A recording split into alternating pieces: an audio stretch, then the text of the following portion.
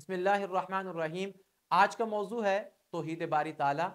اور پھر توحید باری تعالیٰ چونکہ ایک بہت وسیع موضوع ہے، اس کے اندر بہت سی چیزیں ہیں، ذات ہے، صفات ہے، اور پھر ان کے الگ الگ پہلو ہیں۔ تو ان میں سے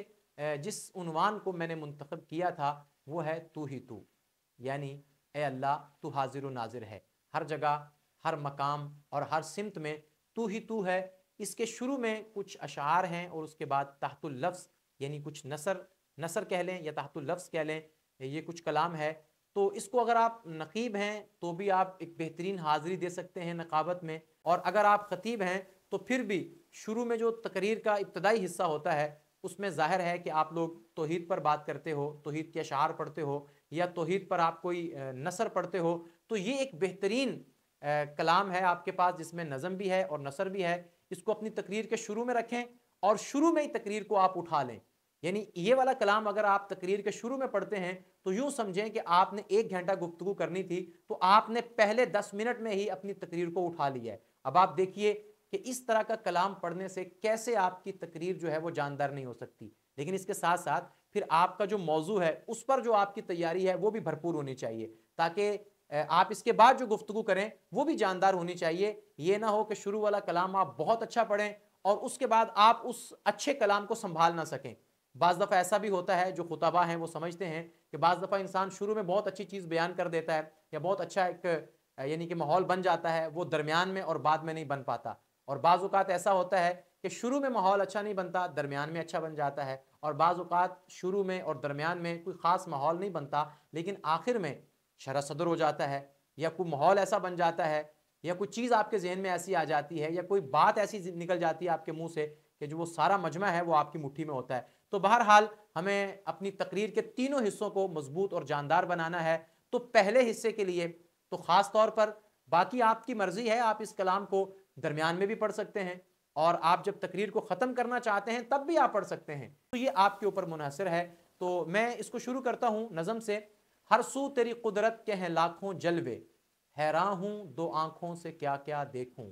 مہک میں سارے حروف دھو کر ثنائے رب جلیل لکھوں، طویل تر سے طویل لکھوں، جمال لکھوں، جمیل لکھوں،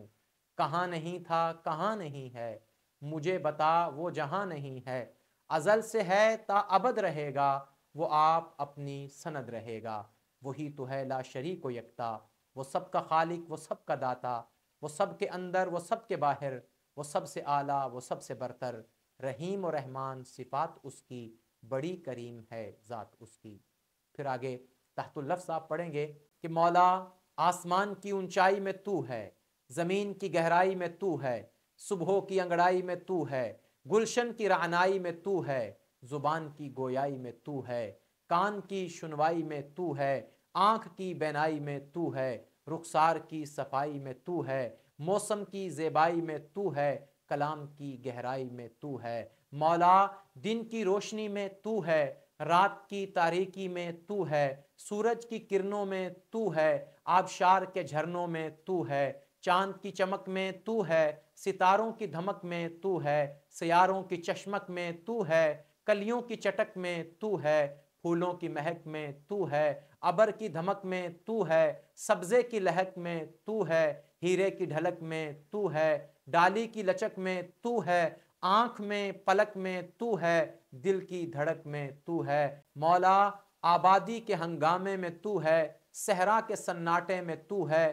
ملائکہ کی تسبیحات میں تو ہے، مجاہدین کی تکبیرات میں تو ہے، نبیوں کے معجزات میں تو ہے، ولیوں کی کرامات میں تو ہے، داؤد کے نغموں میں تو ہے، موسیٰ کے کلموں میں تو ہے، یوسف کے جلووں میں تو ہے، خلیل کے جذبوں میں تو ہے، مولا گلشن کے نظاروں میں تو ہے، ربی کی بہاروں میں تو ہے، دریا کے کناروں میں تو ہے، بہتے ہوئے دھاروں میں تو ہے، گلیوں میں بازاروں میں تو ہے، رنگین بہاروں میں تو ہے، جنت کے نظاروں میں تو ہے، لاکھوں میں ہزاروں میں تو ہے، قرآن کے پاروں میں تو ہے، سانسوں کی تکرار میں تو ہے، روح کے نازک دھار میں تو ہے، پھولوں کی مہکار میں تو ہے، غنچے میں اور خار میں تو ہے، گلشن میں گلزار میں تو ہے، چڑیوں کی چہکار میں تو ہے، چمن میں لالا زار میں تو ہے، دریاؤں کی دھار میں تو ہے، صحرا میں کوہسار میں تو ہے، चोटी पर और गार में तू है, मस्जिद में बाजार में तू है, गाजी की ललकार में तू है, मक्तल में और दार में तू है, मोमिन की तलवार में तू है, कुटिया में दरबार में तू है, पत्तों में अशजार में तू है, रूहों के इकरार में तू है, सोचों के अंबार में तू है, अपनों में अगयार में तू है, बाहर तू है घर में तू है, दिल में और नगर में तू है, सफर में तू है हजर में तू है, बर में और बहर में तू है,